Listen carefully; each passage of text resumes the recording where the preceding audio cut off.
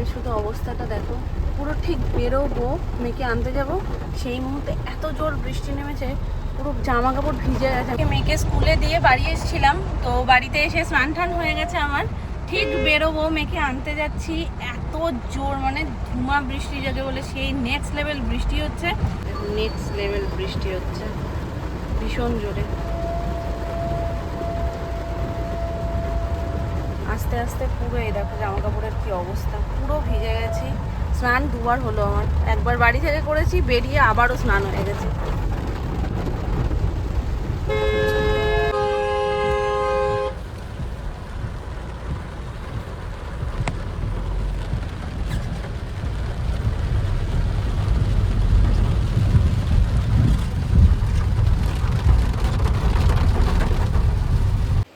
Raincoat পরার জন্য ব্যস্ত একেবারে।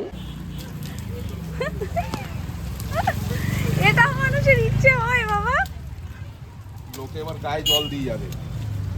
হয়েছে ছমছম, চলো। যত রাজ্যের দুষ্টুমি সব ওর চাই, সব ওর চাই। বৃষ্টি পড়ছে না তাও মাথায় কিভাবে বৃষ্টির জল ফেলা যায়। সাথে আপেল নিয়ে নিয়েছি একটু। বাবা রাস্তাঘাটে যেখানে সেখানে ছমছম করো না মা, গাড়ি চলছে তো। ছমছম কর, করো। চলো ঠিক আছে,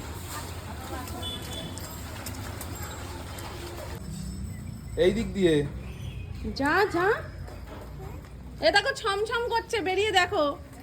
এই যে এখান দিয়ে আসো। না ও ছমছম করতে করতে যাবে, কে কি করবে বলো। ভিজে গেছে জুতো। বাবা ঠান্ডা লাগবে, শোনা এবার কিন্তু বকা দেবো আমি। ঠান্ডা লেগে যাবে তো, ওটা তো মনে হয় নাকি নদী নাকি। ছমছম দুবার করে রাস্তায় বলছে আমার পা ব্যথা করছে, কোলে নাও আমায়। আবার কোলে করে এখানে এসে জল দেখে ছমছম। তুমি থাকো, তুমি থাকো, আমি চলে যাচ্ছি, থাকো, টাটা। তুমি চলে যাও, তুমি চলে যাও সোনা মা, আমিও চলে যাচ্ছি। ও থাক থাক, জলের মধ্যে যখন আছাড় খেয়ে ওই শিং মাছ ধরবি তখন বুঝবি। চল টাটা। আজকে বৃহস্পতিবার, বৃহস্পতিবারের ফুল, আর তার সাথে প্রতি বৃহস্পতিবার করে বাবা যে কোনো একটা করে ফল নিয়ে আসে দেওয়ার জন্য ঠাকুরকে। তো আজকে বাতাবি নিয়ে এসছে। জাস্ট এলাম ঠাকুর ঘরে, পাখাটা একটু করে চালাই, একটু করে বন্ধ করি, না হলে আজকে গল্প হয়ে যাবে। যাই হোক, সুন্দর করে সাজিয়ে গুছিয়ে তারপর তোমাদের সাথে শেয়ার করছি, কারণ বৃহস্পতিবারের পুজো এমনিতেই অনেকটা সময় লাগে।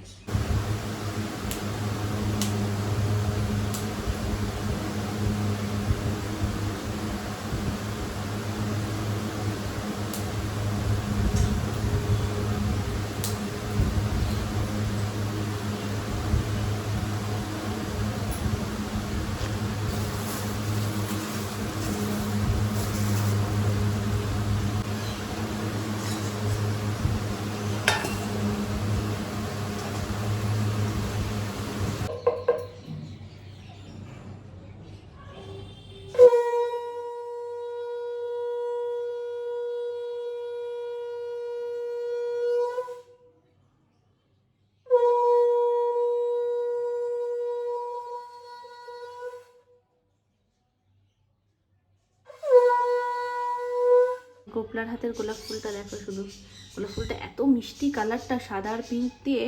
আর যখনই ফোটে একটা করে ওর জন্য নিয়ে আসা হয়, লাল হোক এটা হোক যে কোনো একটা ফুল আনা হয়, কারণ গোলাপ ফুল তো তেমন অর্থে পুজোয় লাগে না, তবে ছোট্ট হয় তো ওই জন্য গোপসোনার হাতে দিয়ে দিই, দেখতে বেশ ভালো লাগে অন্য ফুলের সাথে। তো হয়ে গেছে আমার বৃহস্পতিবারের পুজো এবং লক্ষ্মী ঠাকুরের ঘর সাজানো সমস্ত কিছু কমপ্লিট। জাস্ট প্রসাদ তুলে জায়গাটাকে পরিষ্কার করে নিচে যাব। এই যে সব গোছানো হয়ে গেছে।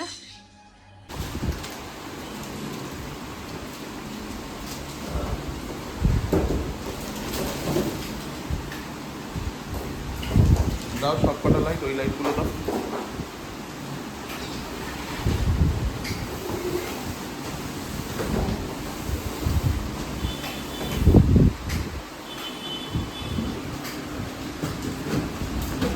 এটা উপর দিকে ঠেলে দিলে উঠে যাবে না? এগিয়ে যাবে স্যার।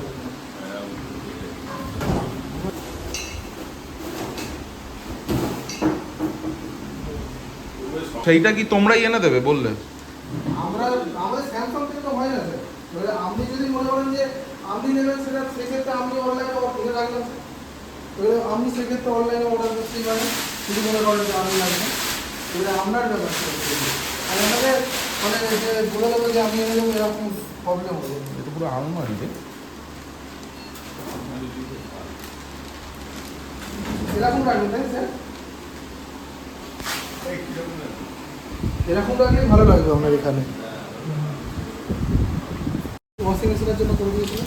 তুমি আজকের আবার এটা সব দেখিয়ে দিয়ে যাবে। আমি সেটা বলছিলাম, ওয়াশিং মেশিনের জন্য ওয়াইফাই থেকে কানেক্ট করে দিয়েছিল তো এটাও ওয়াইফাই থেকে কানেক্ট করা যাবে। ওয়াইফাই তো এই বাড়িতে নেই।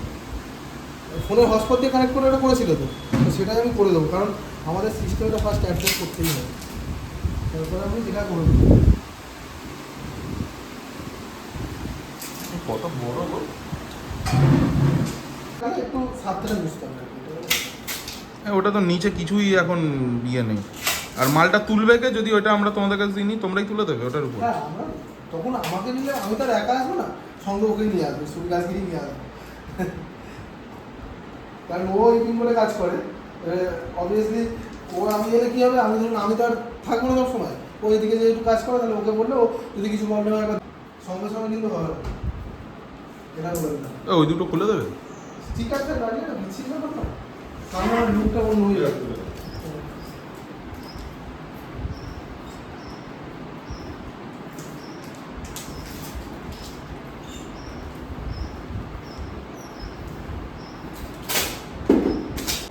এগুলো লাগানো মানে যে আপনার নর্মালি যখন কারেন্ট যদি ফ্র্যাকচুয়েট হয় সেক্ষেত্রে কিন্তু আপনাকে সেগুলো লাগানোটাই বেশি।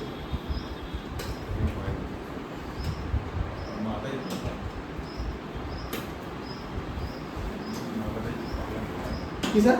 ওটা ইয়ে তো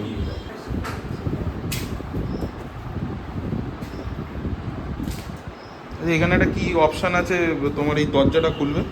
হ্যাঁ, দেখিয়ে দিচ্ছি। আমি স্যার আগে আমি ফোন থেকে কানেক্ট করে দিই, আর টেম্পারেচার আছে সেটা দেখানো -19 লেফটেড। কোন জিরোটা? এই জিরোটা আচ্ছা, প্রেস করলে 19 লেফটেডটা 3 রাইট সাইডটা। এবারে ধরুন আপনি লেফটেডটা বেশি ঠান্ডা চাইছেন, তো আপনি এটা প্রেস করলে 19 চলছে। রাইটটা যখনই প্রেস করবেন 18, 17, 16 অ্যান্ড 15 কম ঠান্ডা।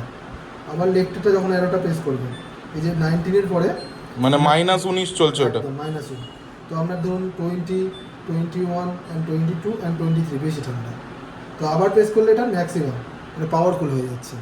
আবার রাইটটা প্রেস করলে ফার্স্ট নর্মাল হচ্ছে, সেকেন্ডটা আপনার 22, মানে 23 অব্দি লাস্ট। একদম 23 অব্দি লাস্ট। আর 23 পর্যন্ত আপনার লাস্ট হচ্ছে। এবার ধরুন 19-এর নিচে, মানে ধরুন 15, 17টা কম ঠান্ডা, 19টা নর্মাল, 21, 23টা বেশি ঠান্ডা নর্মালি।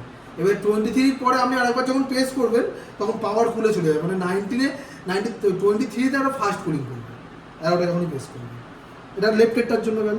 আবার ধরুন জিরোটা প্রেস করলে ব্লিঙ্ক করছে, তো আবার প্রেস করলে দেখুন নিচেটা ব্লিঙ্ক করছে। 3টা এটা বললাম আপনাকে। এটা প্রেস করলে 4, 5, 6 অ্যান্ড 7 কম ঠান্ডা। আবার লেফটেরটা প্রেস করলে 3 পরে যখনই যাচ্ছেন বেশি ঠান্ডা। কতটা যেতে হবে? 1 পর্যন্তই আছে। দেখি আরেকটা টেবো। এটা প্রেস করলে সেম আপনার পুরো আচ্ছা, এটা লাস্ট 1 অবধি। হ্যাঁ, এটা রাখা উচিত কততে? এভারেজ 3টা হলো ডিফল্ট টেম্পারেচার, সারা বছরই রাখতে পারেন। 19টা 19 আর 3, মানে 19 আর এটা 3 একদম 19 আর 3 ডিফল্ট সারা বছরই রাখতে পারছেন। এবার ধরুন লেফটে যেটা আপনি বললেন নর্মাল পিচ করার জন্য, এই জিরোটা প্রেস করলে 19টা ব্লিঙ্ক করছে।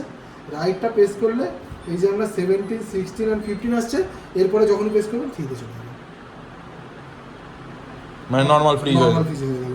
এটা আমি সঙ্গে সঙ্গে প্রেস করলাম বলে ওখানে নিয়ে নিচ্ছে, নাহলে আপনাকে ফের জিরোটা প্রেস করে তবে 3তে ফের লেফটেরটা প্রেস করতে হবে, তখন ওটা নেবে।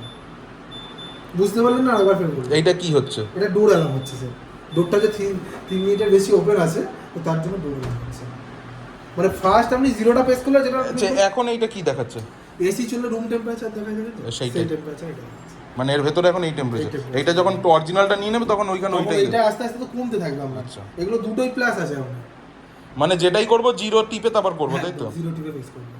ফ্রিজের ভেতরটা হালকা উষ্ণ গরম জল আর পাতিলেবু রস দিয়ে ক্লিনিং করবেন ভেতরটা। দুটো সাইড গরম হয়, এটা দুটো সাইড, এটা নিয়ে কোনো টেনশন করবেন না। উপর দিয়ে কোনো ঢাকা ফাঁকা কিছু দেবো?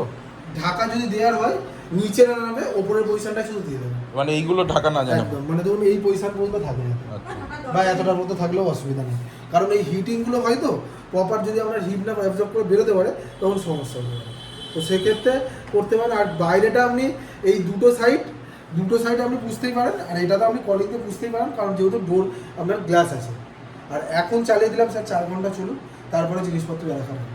আর এর ওয়ারেন্টি 1 ইয়ার আছে, আর 10 ইয়ার কম্প্রেসারের ওয়ারেন্টি আছে। 1 ইয়ার পর যদি কিছু খারাপ হয় চার্জেবল, আর আমি তো এক্সটেন্ড করিয়েছি সেটা দোকান থেকে, আর বাকিটা ওরা বুঝতে পারছেন স্যার? সাইডটা কিরম গরম হবে? আজকে একটু বেশি হবে স্যার, কারণ গ্যাসটা টোটালটা আজ রান্না করতে পারবি?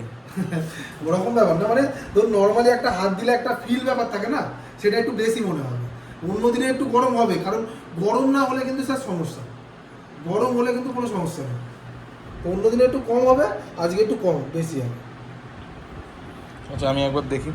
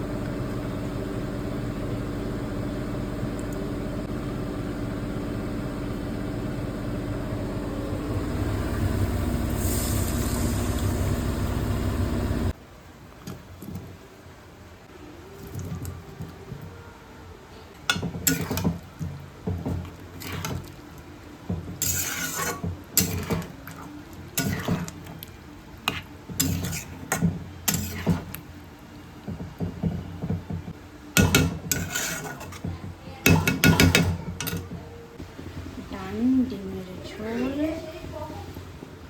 এটা থেকে ধনে পাতা কুচি, আর ঝোলটা আমি একটু বেশি রেখেছি কারণ ডিম শর্ট ছিল ঘরে, ডিম ছিল না, যে কটা ছিল সে কটা দিয়ে করেছি, আর রাত্রিবেলা বাপি নিয়ে আসবে, আর ওই জন্য আমি বেরোইনি। তো এবার জাস্ট ডিম যেহেতু এটা ভেজে দিলেই হয়ে যাবে, ওই জন্য যদি এক্সট্রা কিছু লাগে অমলেট করে ঝোলের মধ্যে দিয়ে দিলেই ব্যাপারটা জমে যাবে। আর অমলেট করা ঝোল না খেতে ভালোবাসে, আর বেশ খানিকক্ষণ যদি দিয়ে রাখা হয় অমলেটের মধ্যে সবটা ঢুকে যাবে। ভাবছি ঝোলটা টানাবো না, ঠিক আছে চলো, ওই অমলেটের সাথে আরেকটু ফুটলেই হয়ে যাবে।